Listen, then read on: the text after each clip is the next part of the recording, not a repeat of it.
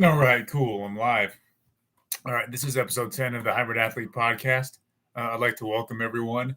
And I would like to start out by saying that for me, this is kind of like a very interesting, fun part of the year because I've officially finished race season. Over the last 6 months, I've done 6 endurance races, actually five. So I've done the 70.3 Ironman. I've done um, one marathon. I've done a short course triathlon, and then I've done 3 half marathons. So I'm calling it a year in terms of endurance racing, and I'm going right into some more some weightlifting and some heavy weightlifting and trying to get as strong as I can. I feel a little bit not weak, but I just feel like lighter, and I feel like I haven't really, it's a natural consequence of the running that I've been doing and the training that I've been doing. I just haven't really, tried to get bigger. And I just wrapped up the keto diet, so I posted some of my progress pics before and after on there. They're on my Instagram too, Nate.rv91. If you want to check those out. But yeah, I think it was a good result. I think I accomplished what I wanted to. But at this point, like I'm trying to get just stronger and get bigger. And so today, the purpose of today's podcast and today's video is to introduce you all to kind of one of the programs that I'm trying to that I'm implementing and running on my website. So first things first. Hopefully you can see this. This is hybridlivingathletics.com. That is my official URL, my domain name. So that website, it's up and running. It's on Google search.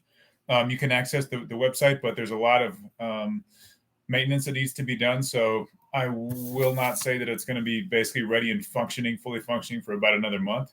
But the backend development was done. I had somebody do it for me, so they did a great job, and I'm excited to get started on the editing and all of the kind of the work that I need to put into to format it and get it to basically have all the features that I want. But most of my exercise templates will be on there, meaning the programming and stuff, and all of the diets. Basically, there's a menu of things. They're all based around a 3-phase program, so a series of 3-phase sections, typically 4 to 6 weeks long. So that's what this whiteboard is for. I'm going to go over some of the programming that I have that I'm going to be involved in, the general outline, the template for everyone who decides to get on a program. I've been answering a few emails and stuff in terms of people who have kind of partaken in my questionnaire.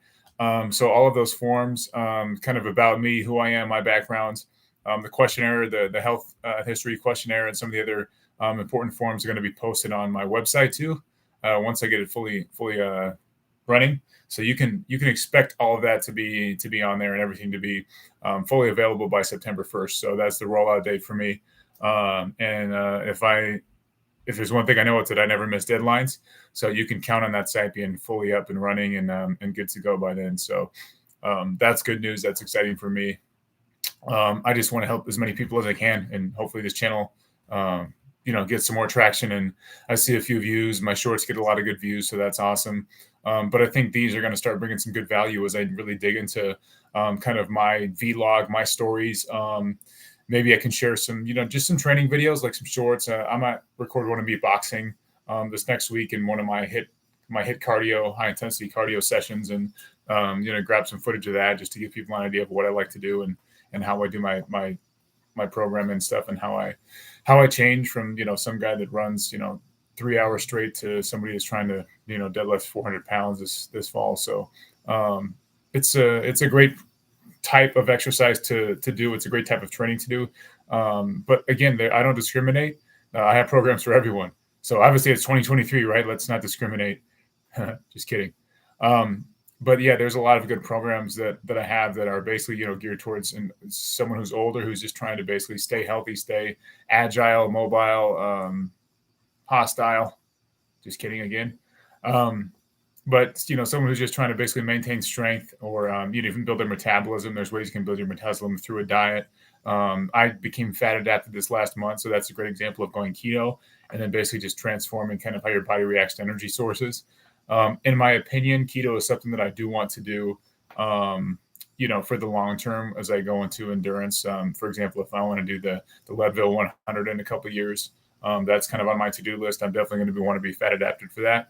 I noticed a difference in inflammation. I noticed a difference in overall energy levels in terms of running, but I would say in terms of weightlifting, it's a different type of, the pump is not as good. Basically, there's not, when you're insulin sensitive, it's nice to be able to just get a nice spike in glucose and basically just kind of get the energy spike and get a better pump in the gym when you're lifting weights. Running's a whole different ballgame. It's aerobic exercise, and as we all know, aerobic exercise is a 180 difference and compared to anaerobic exercise. So now that I'm going, full throttle into just heavy weightlifting, heavy leg days with 28 sets, trying to bench press more, trying to do all the compound lifts, barbell movements as heavy as I can without getting hurt, of course. But that's basically just going to call upon the paleo diet. So again, in a few minutes, I'll refer to this and I'll explain this a little bit better. But that's kind of where I'm at with things. August into January. So 6 straight months of just hammer the weights, do cardio 3-4 days a week to maintain. I'm going to start out by throwing a stat out there. Experts who have studied basically physical performance and high-level exercise, they report that 3 sessions, up to 30 minutes of low-intensity cardio will not inhibit your progress with weights. Meaning, if you work out 90 minutes total of low-intensity cardio every week, that could be 5 or 6 15-minute sessions, or a couple 2 or 3 days of 30 minutes. Whatever you do, don't make it too intense. But you can basically just maintain, kind of supplement your exercise that way, and basically keep your heart fit, keep blood flow high, keep everything healthy, and kind of use it as kind of a detox too. You can go sauna, but when you sweat it out, when you're sweating on a bike or sweating on a run, I mean, it's just good for your body just to detox and kind of take care of all the all the nitric oxide that you have built up. The more supplements you take and the more food you eat, the more you just kind of have nitric oxide build up. So that's kind of just a good practice to have in terms of keeping your body clean and filtered and all that. So I would recommend running to start out too for the program that I'm on. I'm going to be running about 4 days a week. So I'll do probably 4 20-minute runs, sometimes just a 10 or 15-minute run. But there's 2-3 days the week where I don't even run at all. But I'm doing plenty of HIIT cardio, and I'm doing plenty of heavy weightlifting that, I'm going to burn just as many calories as I was pretty much doing the endurance, but it's just a different type of exercise, different type of program, and a different type of approach.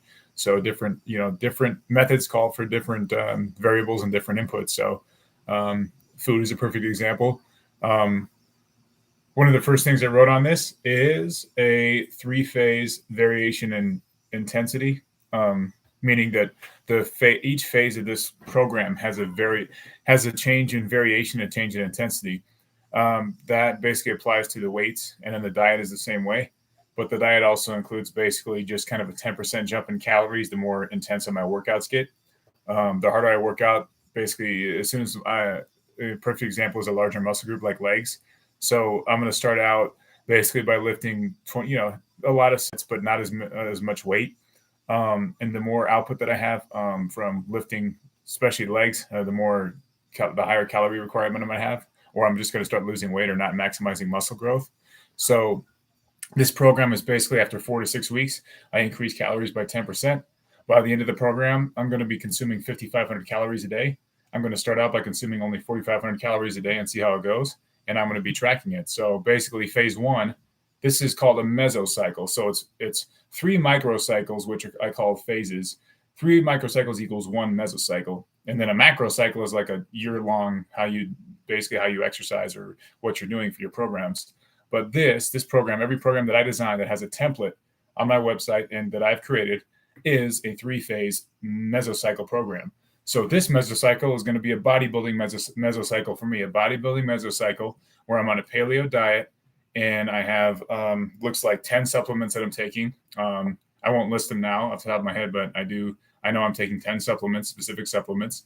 And then my cardio, like I said, is just kind of a maintenance cardio program where I just want to maintain basically healthy cardio. It helps me maintain energy between sets, during sets, especially when I'm just pushing intensity. So that's it's a supplement to that. And a direct quote from Jay Cutler, one of the best bodybuilders of all time, is he would get on a bike for 10 minutes. There's videos on YouTube of him and videos published of him just basically talking about it too. This training where basically he would keep cardio in his routine, but he would increase food to kind of cover the calorie burn, but it wouldn't really inhibit his muscle growth because cardio was simply just a supplementation, almost like a micronutrient supplement that you take in pill form. It was a supplementation of his exercise to basically keep his heart healthy and fit when he weighs 280 pounds and he's trying to lift a bunch of weight. So it might be genetic related, but in my opinion, there's a lot of benefits that come from, even if your sole goal is just to get big and put on muscle, there's a lot of benefits that come to basically just keeping cardio in your routine, as long as it doesn't break that 90-minute threshold, like I said, and becomes damaging or kind of burns through too much glycogen and muscle tissue at some point. But again, being well nourished and kind of planning out your day and your workout routines, there's ways to get around that. And I encourage people to take a look at the templates that I will be publishing on my website, which will go over those in a lot more detail. So back to kind of the 3-phase program. For this bodybuilding program that I'm doing, there's a 4 to 6 week phase of each one, and back to variation and intensity. Variation basically means like muscle confusion. So say, for example, I have a back, the first phase is going to be back work, where basically I use a lat bar pull down. And after that first phase, that first micro cycle, I'm going to go into phase 2, and then I'm going to include a heavy barbell row, where basically I do 205, maybe 225 pounds if I can, and basically just row as heavy as I can. So that's going to be like a variation to the same program it's going to be the same rep, set, range structure, but the tempo might change. Intensity is how you varying tempo is how you vary intensity. So say, for example, I take in phase 1, I take a 90-second break in between heavy sets. Phase 2, I'm going to do the same weight maybe, but I'm going to take a shorter break. If I increase weight, which is variation, I might not increase intensity, meaning I might keep the same break. So for example, if I'm you go bench press 185 to bench press 225, and then you go bench press 185 10 times and then rest 30 seconds, bench press 185 10 times, and then quick drop set bench press 135 as much as you can with no rest. That's an example of intensity change in intensity as opposed to change in variation.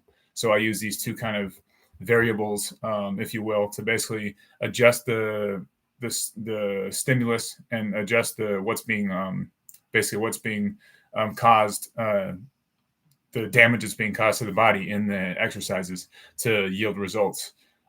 So there's multiple ways to do this, but my program is basically focused around these two methods of changing the program.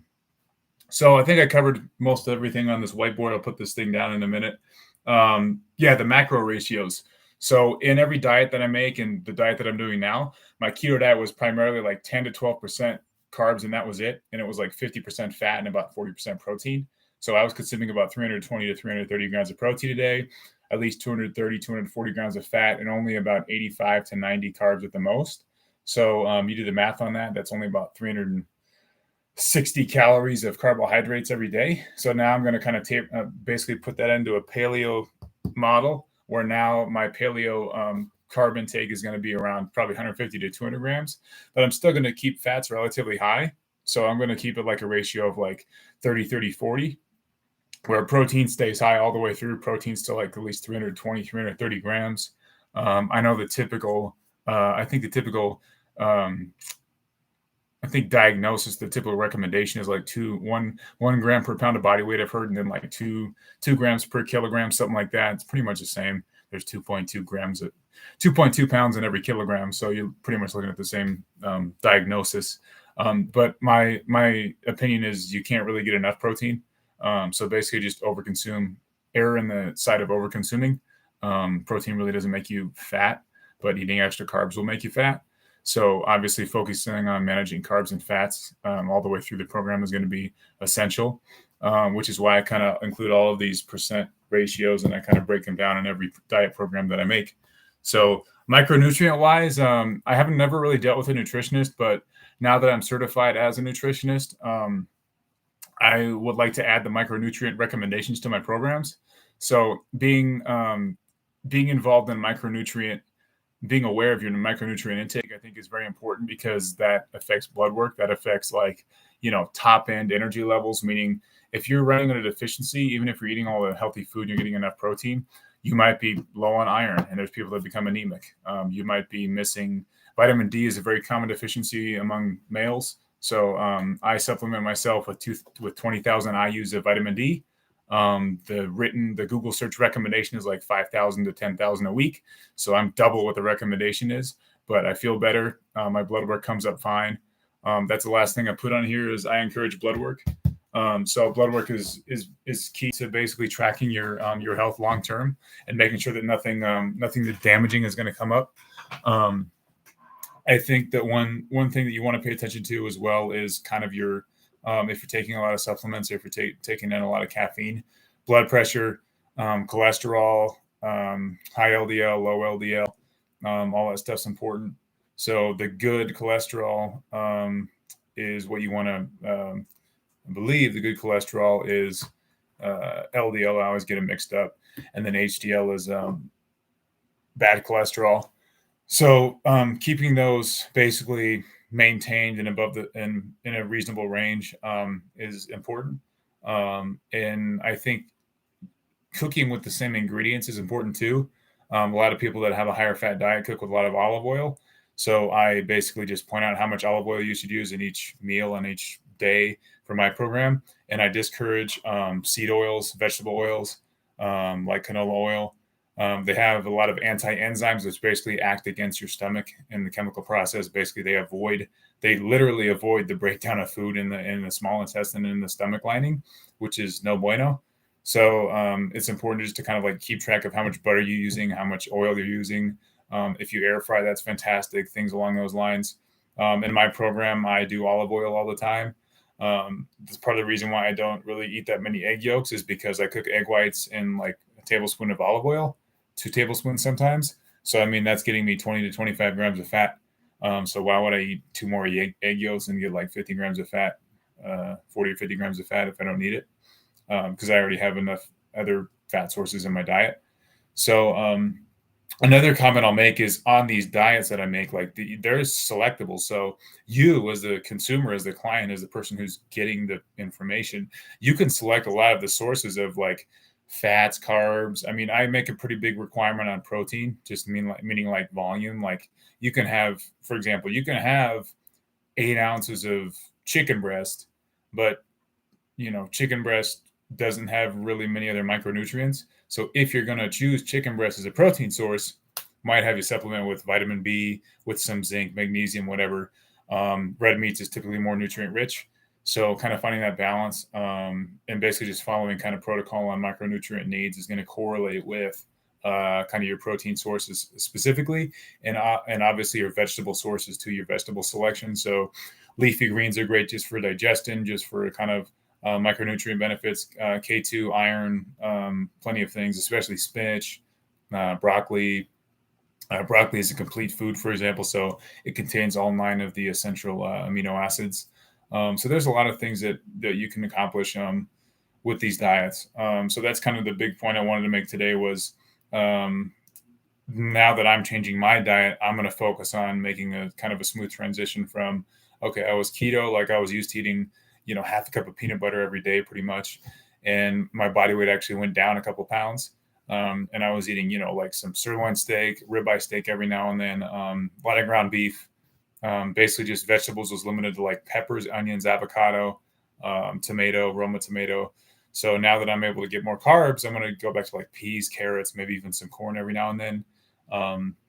Keep those ratios in line, but just adjust them. So like I said, I'm going a 30, 30, 40 pretty much. So you're looking at 40 protein, 30 fat, 30 carbs. So we'll see how that goes. And I will be reporting on that in the next episode. But let's finish this conversation with some more on exercise and some more on the weights and weightlifting. I really want to speak about the variation of exercise and speak how you can work the same muscle group in different ways. So I use the example of the back exercise with the lat pull down to a barbell row. There's specific things that will make you grow more and that will get a better response. So it's your job too as an individual to find what basically gives you the best response in the same muscle group. Some people do squats and they don't really feel it in their quads. people go to that hip sled, that seated hip sled, they put on more weight. Maybe they don't think it's working as hard as the squat, the barbell squat, but in reality, their legs are on fire. Like they get growth and they get a lot more of basically just blood flow activity, and they get a lot more of hypertrophy from that exercise. So pay attention to that and use that. Just because there's an exercise that's kind of diagnosed or that's claimed to be the best doesn't mean you have to do it. It's a must. So that's why I encourage variation in these programs, because over the course of like the first three phase program that you do, you're going to find what works best for you. And I've discovered that on my own and my own exercise, what works best for me to get a better back. Because for me, my back has always been the worst part of my physique and of my body, because when I was younger, I never really paid attention to doing pull-ups or anything. And now that I've been working out for like the last 3 or 4 years seriously, I've kind of paid attention to when I do a pull-up, how do I do it? Do I feel anything? When I do a seated cable row, how do I do it? Do I feel anything? Dumbbell row, etc. So I've learned that a seated cable row helps me grow my back the best, because I feel a stretch on the eccentric movement, and on the concentric movement, I feel kind of like a nice pull, and I try to hold that position at the end where I have the hex bar basically close to me. So changing grips, changing exercise methods, changing rep ranges. I think within a reasonable rep range, like you don't want to do 30 sets of a heavy lift. You don't want to do 2 reps of, 30 reps of a heavy lift, 2 reps of a light lift, but that, within reason, but there's still ways to basically get the most. And I will say a lot of like high level bodybuilders, they don't even count reps at the end of their top sets. They just go until it's pretty much form failure. And I define form failure as how many reps can you do before you stop and the weight falls on you, but before you do a rep and you have to wiggle around and you have to just use extra muscles just to move the weight to the end of the rep. So I think paying attention to that is important. That's going to keep you healthy. It's going to avoid injury, and also you're going to get the most out of basically a single muscle group when you're working out and when you're trying to get the best out of the workout. So that kind of concludes everything that I had to say. Look for some new shorts coming on my channel. I might do some in-gym shorts. I just don't like being that guy though that basically posts or creates content inside the gym. There's enough idiots that do that already. So I'm not a fan of it unless I have something to share or something to teach. I make it quick and to the point, but I'm not trying to do it for attention. I'm trying to do it to help anyone who's watching this. So I'll try to do my best to produce a couple of those. The next episode is going to be next week, and I'll go a little bit, basically just dive a little bit deeper into my actual bodybuilding program with kind of a reflection on this first week, because I'm definitely going to be, I actually do have a triathlon with just a mini competition with Sarah's Fitness. So that's going to be just like a row, bike, run, but I don't really need to do too much training for that. Actually, weightlifting will help me because it's just a rowing machine and then a short 15-minute bike and just a run. So I've been running all spring, so that shouldn't be an issue for me. So I got that coming up, so I can maybe recap that quickly and then go into some of the bodybuilding work that I'm going to try to do. And then I will say my goal, just to get it on camera and just to kind of hold myself accountable too. My goal is to get to, right now I weigh exactly 180. When I go to bed, I weigh 180. When I wake up, I'm like 178. So my goal is to basically put on 15 to 18 pounds.